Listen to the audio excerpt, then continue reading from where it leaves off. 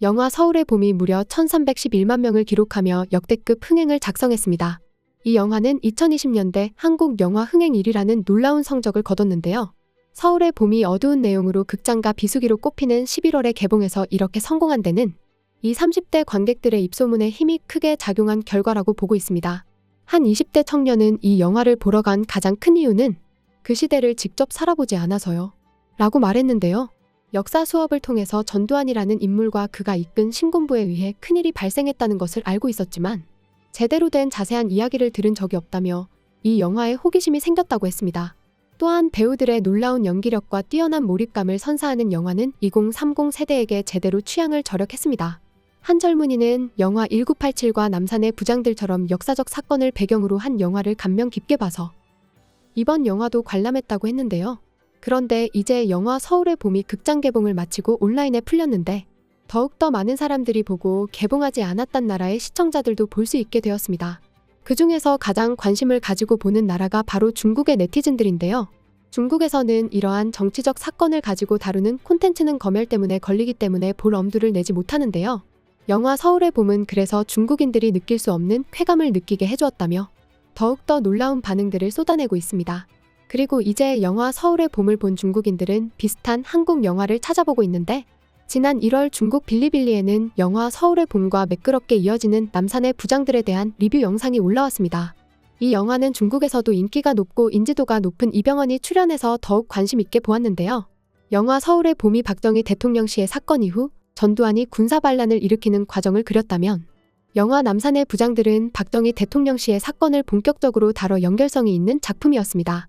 이 영상을 올린 이는 영화 서울의 봄 줄거리와 연결시켜 우민호 감독, 이병헌이 주인공을 맡은 2020년 한국형 정치 스릴러 남산의 부장들을 올린다고 했습니다. 이 영화는 1979년 박정희 대통령의 실화를 바탕으로 한 영화라고 소개했습니다. 이 영화 리뷰를 본 중국의 네티즌들은 이렇게 반응했습니다.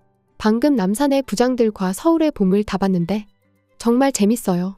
배우들의 연기력도 너무 좋아요. 이 영화에서 이병헌의 연기력은 정말 대단하다. 이성민 연기력 진짜 대단해요. 얼굴이 청개네요. 영화관에 가서 봤는데 일부는 이해하지 못하더라도 의미는 이해한 것 같아요. 차지철은 정말 벌레야. 내가 김재규라면 이 애를 죽일 방법을 찾아낼 텐데 그때 그 사람들 이라는 영화도 있습니다. 한국인들은 정치적인 주제든 사회적 현실을 주제로 한 영화든 정말 감히 영화를 만듭니다. 묻고 싶습니다. 이것이 정말 역사적 사실입니까? 대한민국의 민주화는 참으로 반복되고 우여곡절을 겪었지만 한국의 민주화 과정은 멈추지 않았습니다. 게다가 어떤 사람들은 독재자를 그리워하고 독재자의 행동을 합리화하지 못합니다. 마지막으로 경제 발전에만 관심을 갖고 다른 측면을 무시한다면 경제 발전은 결국 유실될 것입니다. 결국 한국 영화는 모두 다큐멘터리다. 나는 이런 영화를 만든 한국을 존경한다. 내가 가장 좋아하는 한국 영화는 3번, 4번 봤다. 후속편을 보고 싶다면 제5공화국을 시청하시면 됩니다. 그때 남산의 부장들과 실미도 등 꼭 봐야 할 한국 영화 모음집을 봤다. 보고 나서 너무 충격받았습니다. 이렇게 근현대사 민감한 정치적 사건을 그대로 영화에 담아내는 것을 보고 중국인들은 놀라면서도 대단하다고 말했는데요.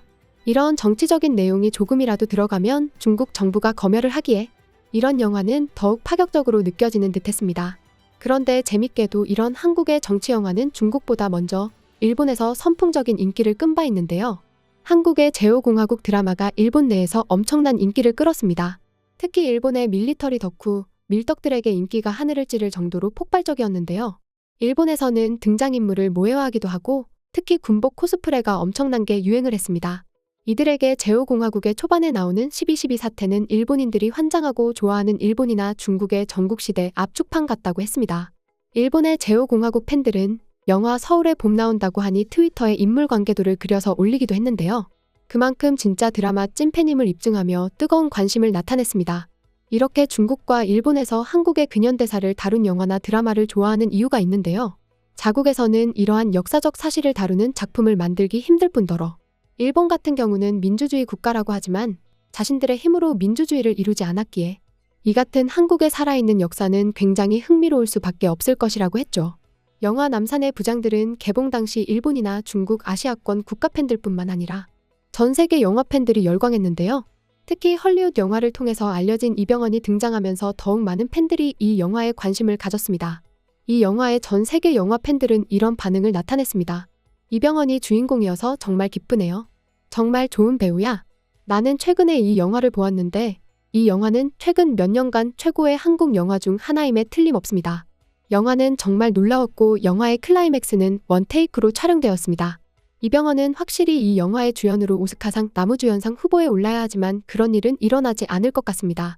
왜냐하면 한국 콘텐츠에 접근할 수 없는 한 미국에서는 이 영화에 대해 실제로 아는 사람이 없기 때문입니다. 그것은 극장에서 개봉될 수 없었습니다. 한국이 주연 배우 부문에 그의 이름을 합치기로 결정하더라도 오스카 패널이 그에게 투표하는 것을 볼 수는 없지만 영화가 최우수 국제 장편 영화상에 들어가는 것을 볼 수 있습니다. 그들이 이길 가능성이 있는지 확인하세요.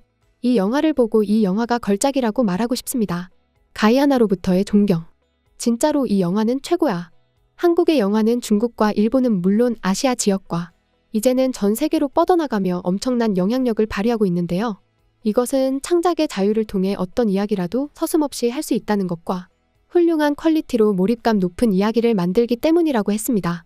현재 중국 영화계는 중국 정부의 지나친 검열과 애국주의 주입으로 인해서 창작의 자유가 제한되면서 점점 사양길로 접어들고 있다고 말하는데요. 이에 중국에서는 자국 내에서 개봉되거나 쉽게 볼 수 없지만 여러 경로를 통해서 외국 작품들을 보고 있습니다. 그 중에서도 한국의 작품들은 엄청 큰 영향력을 주고 있는데요. 한국은 정치적 역사적 사실들에 대해 비판적 메시지를 지닌 작품도 서슴없이 만들어 현실에 불만을 가진 중국의 젊은이들에게 큰 영향을 끼치고 있다고 했습니다. 이 때문에 중국이 한한령을 안 풀고 지금까지 유지하는 이유일 것이라고도 추측하고 있습니다. 중국에서는 정치적이거나 사회적인 메시지를 담은 영화는 아예 검열로 제작을 하지 못하는데요. 이래서 6.25 전쟁을 중국인 시각에서 그린 애국주의 영화 장진호 같은 영화만 제작되는 상태입니다. 그런데 이마저 비판한 게 되면 참혹한 일을 당하는데요. 지난 2022년 중국 CCTV에 따르면 영웅 열사의 명예를 훼손한 혐의 등으로 기소된 언론인 러창핑에게 징역 7개월을 선고했다고 했습니다. 중국의 유명한 탐사 기자인 러창핑은 지난해 10월 6일 중국 소셜미디어 웨이보에 반세기가 지났지만 우리나라 사람들은 이 전쟁이 정의로웠는지에 대해 거의 반성하지 않았다. 며 당시 모래조각 부대가 상부의 훌륭한 결정을 의심하지 않은 것과 같다. 고 영화 장진호를 비판하는 39자의 짤막한 글을 올렸는데요.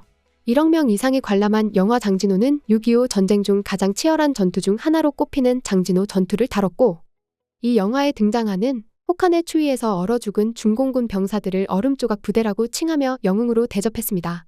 러창핑은 막대한 사상자를 낸 군 수뇌부의 결정을 비판하는 동시에 얼음조각 부대로 칭송받은 희생자들을 모래조각 부대로 묘사한 것인데요. 이에 중국 네티즌들은 러창핑을 맹비난했고 그는 다음날 오전 글을 삭제하고 오후에 사과 글을 올렸습니다. 하지만 사냐시 공안은 글을 올린 지 이틀 만인 8일 수사에 착수했고 전쟁 영웅과 순교자의 명예를 훼손한 혐의로 지난 2월 러창핑을 기소했죠. 중국에서는 이런 영화를 제작하기는커녕 중국 정부가 만드는 국뽕영화에 대한 비판도 못하게 만들었습니다. 이로 인해 일각에서는 한국 영화나 드라마는 중국인들이 더 많이 볼 것이고 내부적인 비판은 더욱 커질 것이라고 전망하고 있습니다. 지금까지 극적인이었습니다.